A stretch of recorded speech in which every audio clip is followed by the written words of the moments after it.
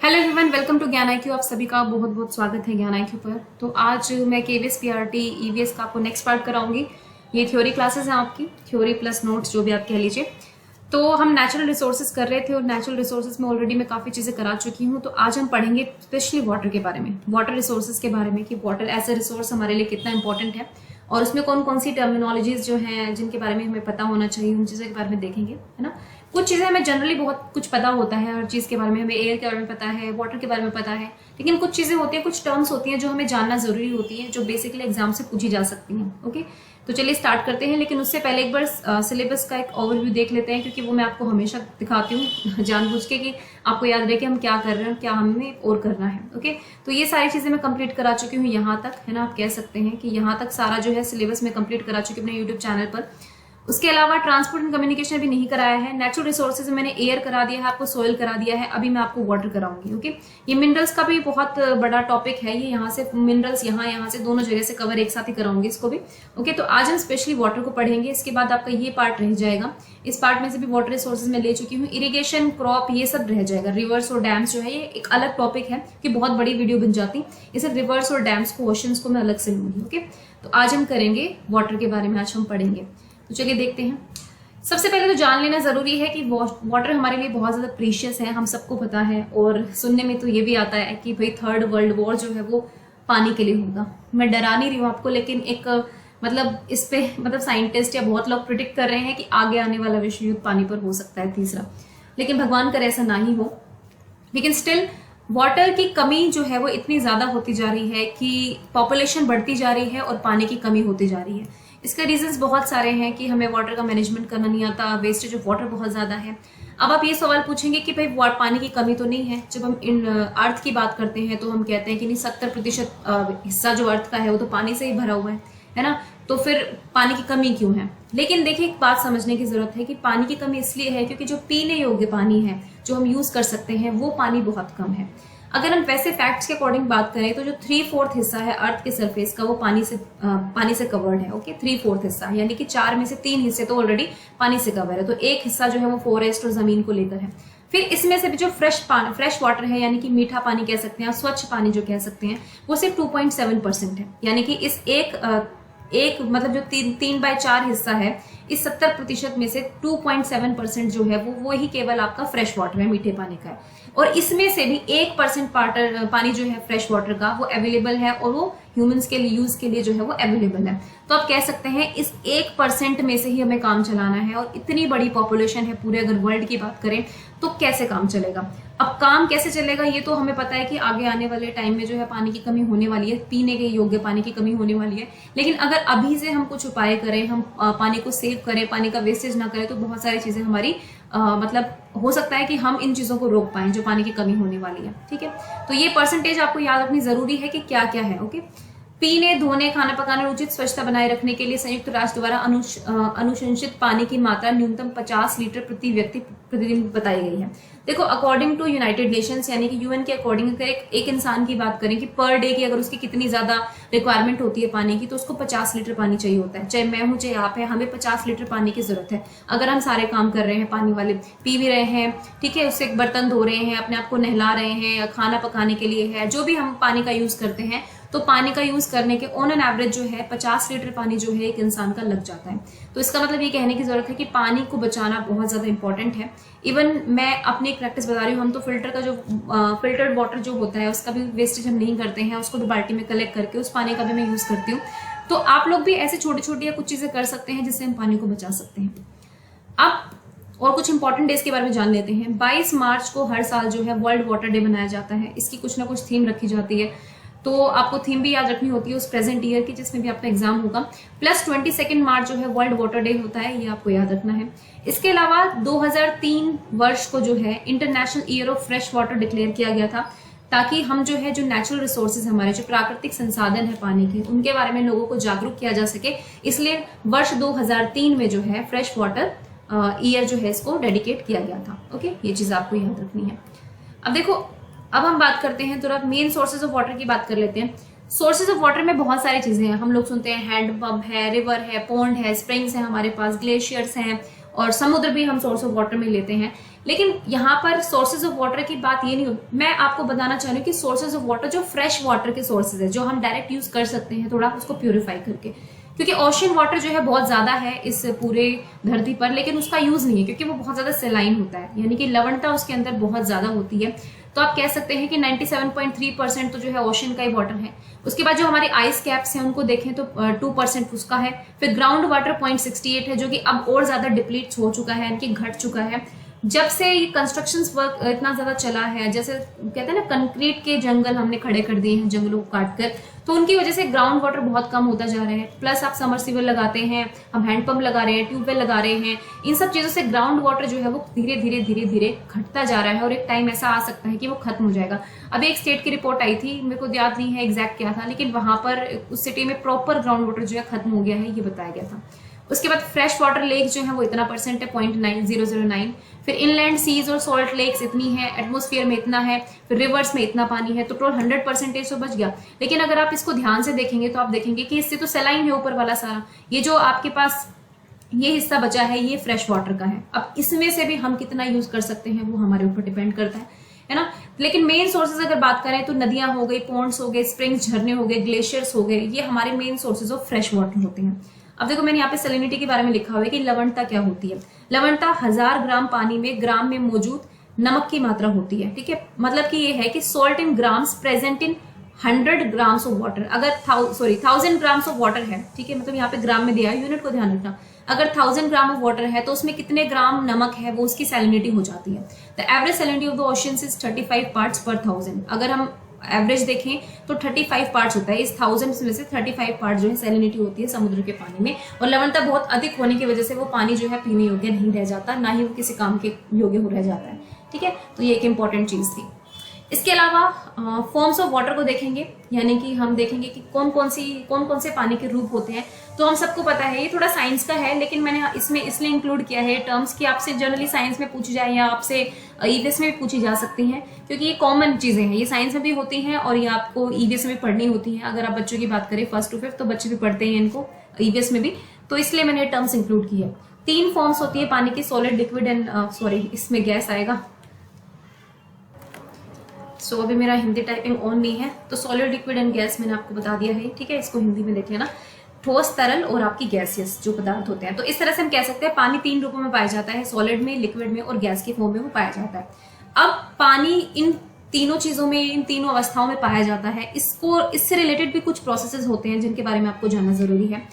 Evaporation, condensation, sublimation, precipitation and transpiration, ये आपको water cycle में भी पढ़ने को मिलेंगे, तो इनकी टर्मिनोलॉजीज को समझाना जो है मेरे लिए थोड़ा सा इंपॉर्टेंट था, है ना। सबसे पहले बात करेंगे इवेपोरेशन की। तो इवेपोरेशन हम एक जनरल फिनोमिना है जो हम वैसे तो सारे जनरल फिनोमिना है जो आप एनवायरमेंट में देखते हैं, लेकिन इवेपोरेशन का बहुत एक सिंपल सा एग्जांपल है। आप कपड़े सुखाते हैं धूप में और वो कपड़े सूख जाते हैं, पानी गायब हो जाता है। पानी कहाँ जाता है? बेसिकली वो पानी जो है वो इवेपोरेट हो जाता है। हीट जितनी ज्यादा होगी पानी उतना ज्यादा वाष्पीकृत होकर उड़ जाएगा हवा में, ठीक है। इवेपोरेशन का बेसिकली मतलब होता है कि पानी का भाप बनकर एक तरह से उड़ जाना। क्या और आपको एग्जांपल दूं तो आपने देखा होगा कि जो तालाब होते हैं, तालाबों का पानी जो होता है, अगर मान लीजिए बारिश हो ही नहीं रही है, बहुत ज्यादा धूप है, हीट बहुत ज्यादा है, हवा भी काफी तेज है, तो आप देखेंगे कि पानी जो धीरे धीरे वो सूख जाएगा। बेसिकली वो भाप बनकर ऊपर हवा में उड़ जाता है। तो इसको हम बोलते हैं इवेपोरेशन, कि पानी का चेंज हो जाना एक तरह से, किसमें? गैसेस फॉर्म में चेंज हो जाना, लिक्विड से उसका गैस में कन्वर्ट हो जाना, इसको हम बोलते हैं इवेपोरेशन। ओके, ये एक टर्म थी। उसके बाद आता है कंडेंसेशन, इसको हिंदी में संघनन बोलते हैं। तो कंडेंसेशन क्या होता है? देखो, इवेपोरेशन था कि पानी जो है भाप बनकर उड़ जाता है। अब क्या होता है कि हमारे एनवायरमेंट में वाटर वेपर्स प्रेजेंट होते हैं। तो वाटर वेपर्स प्रेजेंट होते हैं, जब वो वाटर वेपर्स जो हैं वो लिक्विड वाटर में कन्वर्ट हो जाते हैं। जो भाप के कण जो हैं वो पर वाटर वेपर्स जो प्रेजेंट होते हैं एनवायरमेंट में या कहीं भी, तो जब वो लिक्विड में कन्वर्ट, लिक्विड वाटर यानी कि वो तरल पदार्थ के रूप में, तरल पानी के रूप में जो है वो कन्वर्ट हो जाते हैं, तो उसको हम कंडेंसेशन बोलते हैं। इसका एक बहुत ही सिंपल सा एग्जांपल दूंगी। जब आप सर्दियों में सुबह उठते हैं तो आप देखते हैं जो घास होती है, पत्तियां होती है, उनके ऊपर आपको वाटर ड्रॉपलेट्स दिखाई देते हैं। वो कंडेंसेशन की वजह से ही होते हैं, क्योंकि जो हवा में जो वाटर वेपर्स होते हैं वो डायरेक्टली आपके लिक्विड फॉर्म में चेंज आते हैं, तो इसको हम कंडेंसेशन बोलते हैं। ओके, तो ये हो गया condensation. Then comes the term sublimation, है ना। इसको हिंदी में क्या प्रोनाउंस करते हैं ये मुझे नहीं पता है, उद्रपातक बोलते हैं बेसिकली इसको। तो सब्लिमेशन क्या होता है? अभी आपने जो ऊपर प्रोसेस देखे तो आपने देखा कि एक लिक्विड से जो है वाटर उसमें गैस में कन्वर्ट हो रहा है, एक वाटर वेपर से लिक्विड में कन्वर्ट हो रहा है। लेकिन सब्लिमेशन में क्या हो रहा है कि डायरेक्ट सॉलिड से जो है गैस बन जाती है। समझ में आई बात कि डायरेक्ट जो ठोस पदार्थ है वो सीधे गैस में कन्वर्ट हो जाता है, मतलब ये बीच वाली फॉर्म आती ही नहीं है, वो डायरेक्ट गैस में कन्वर्ट हो जाता है। तो उसको हम सब्लिमेशन बोलते हैं। इसका अगर एग्जांपल दूं तो जो ड्राई आइस होती है ना, ड्राई आइस जो होती है वो लिक्विड फॉर्म में नहीं जाती, वो सीधे ही गैस में कन्वर्ट हो जाती है। या फिर एक एग्जांपल आप ये ले सकते हैं कि जो माउंटेन्स होती है उस पर जो स्नो होती है, कुछ माउंटेन्स पे जो स्नो होती है वो डायरेक्ट गैस में कन्वर्ट हो जाती है, वो लिक्विड फॉर्म में नहीं जाती है। तो ये भी सब्लिमेशन का एक एग्जाम्पल होता है। उसके अलावा होता है नेक्स्ट चीज है प्रेसिपिटेशन। देखो इसको सिंपल भाषा में सिखाऊंगी। प्रेसिपिटेशन क्या होता है, देखिए जब पानी एक तरह से, आपने बादल तो ऑब्वियसली सबने देखे हैं, बादल जो होते हैं जब उनमें बहुत सारा पानी इकट्ठा हो जाता है तो बेसिकली वो रेन की फॉर्म में आपके सामने एक तरह से प्रस्तुत हो जाते हैं, है ना, आसमान से। आजकल भी वैसे भी रेनी सीजन चल रहा है ना, तो फॉर्म ऑफ रेन में या फिर फ्रीजिंग रेन या फिर ओलावृष्टि आप कह सकते हो, स्नो के रूप में, हेल स्टॉर्म के रूप में जब वो प्रेजेंट होते हैं तो उसको हम प्रेसिपिटेशन बोलते हैं ना। वो इकट्ठा होकर जब बारिश के रूप में पड़ रहा है तो भी वो प्रेसिपिटेशन है, बर्फ बन के नीचे गिर रहा है तो भी वो प्रेसिपिटेशन है, ओले वगैरह गिर रहे हैं तो भी वो प्रेसिपिटेशन का एक प्रोसेस होता है। इसको हम बोलते हैं हिंदी में वर्षण। ओके, तो बेसिकली जब वाटर रिलीज होता है क्लाउड से in the form of rain और स्नो और हेल, इन सब के उसमें, तो उसको हम प्रेसिपिटेशन बोलते हैं। आई होप कि आपको क्लियर हो गया होगा। लास्ट टर्म है ट्रांसपिरेशन, ये कि स्वेद भी बोलते हैं इसको हिंदी में। देखो ट्रांसपिरेशन क्या होता है, जब मेरे को याद है 10th क्लास में हमने पढ़ा था बहुत ही कुछ एग्जाम्पल से, जो पेड़ की पत्तियां होती है या पेड़ पौधे होते हैं उनकी जो पत्ती होती है उसके ऊपर एक झिल्ली प्रेजेंट होती है, ठीक है, वहां पर स्टोमेटा प्रेजेंट होता है। और स्टोमेटा के थ्रू जो है क्या होता है कि वाटर जो उस पर वाटर के पोर्स होते हैं या वाटर वेपर जो भी प्रेजेंट होते हैं वो इवेपोरेट हो जाते हैं, ठीक है, यानी कि वो उनका वाष्पीकरण हो जाता है। तो इस प्रोसेस को जो है हम ट्रांसपिरेशन बोलते हैं। बेसिकली इवेपोरेशन ऑफ वाटर जो होता है थ्रू माइन्यूट पोर्स और stomata in the plants is called transpiration. यानी कि आप ये कह सकते हैं कि पेड़ पौधों की पत्तियां जो होती हैं, है ना, उनसे जब वाटर का इवेपोरेशन होता है तो उस पर्टिकुलर प्रोसेस को हम बोलते हैं ट्रांसपिरेशन। ठीक है, तो ये सारे टर्मिनोलॉजीज आपको क्लियर हो गई है। अब आप वाटर साइकिल को अच्छे से समझ सकते हैं। तो चलिए समझते हैं हाइड्रोलॉजिकल साइकिल या वाटर साइकिल को। देखो वाटर साइकिल को हाइड्रोलॉजिक साइकिल भी बोलते हैं। हाइड्रो मीन्स वाटर यहाँ पर है, वाटर साइकिल बोलते हैं। अब वाटर साइकिल की आपको बहुत सारी पिक्चर्स मिलेगी, ये भी गूगल की पिक्चर ही है ना, कोई खास इसमें है नहीं। सिंपल भाषा में समझें तो देखिए जो हमारे जमीन पर पानी प्रेजेंट होता है ना, वो जब बहुत दिनों तक प्रेजेंट होता है, हीट मिलती है उसको, है ना, प्रॉपर कंडीशन मिलती है, विंड चलती है, बहुत सारे प्रोसेस नेचुरल फिनोमेनाज होते हैं, तो भाप बनकर ऊपर उड़ जाता है। ऊपर जाकर जो है वो इकट्ठा होना शुरू होता है, उसके बाद वो प्रेसिपिटेशन की फॉर्म में वापस आ जाता है।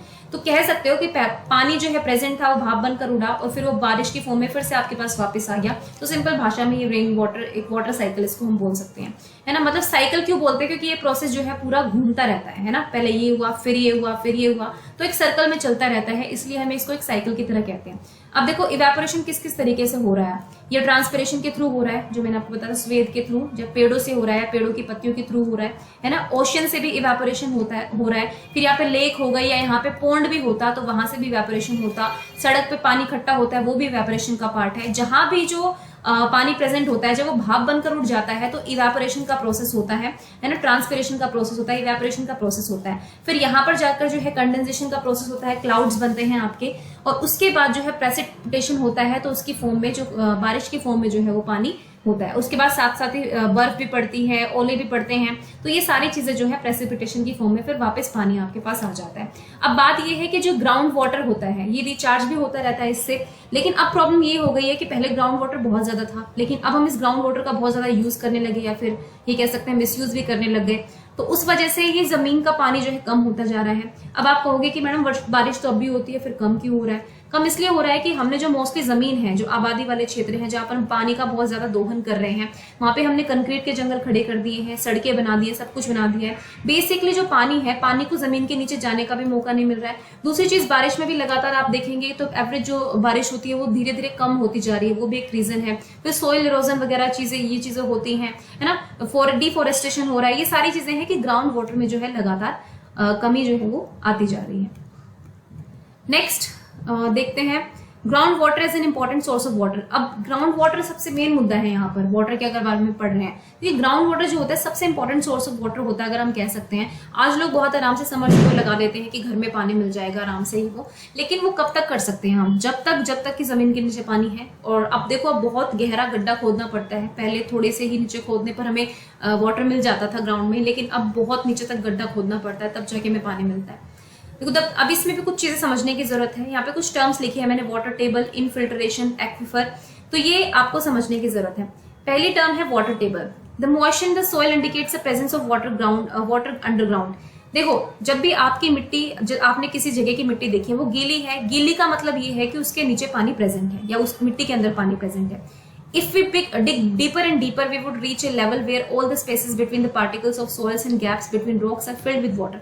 देखो, यदि हम गहरी और बहुत ज्यादा गहरी खुदाई करते हैं तो हम एक ऐसे स्तर पर पहुंच जाते हैं जहां पर मिट्टी के कणों या चट्टानों के बीच अंतराल आपको पानी भरा हुआ मिलता है। ये बेसिकली ये वो ग्राउंड वाटर है, ठीक है, जिसका हम यूज करते हैं। इस परत की ऊपरी सतह को वाटर टेबल कहते हैं। इसका जो सबसे ऊपर वाली जगह होती है, सबसे ऊपर वाली जो सतह होती है, इसको हम ग्राउंड वाटर बोलते हैं। इसके लिए मैं आपको एक बार पिक्चर दिखा देती हूँ ताकि आपको वाटर टेबल क्लियर हो जाए।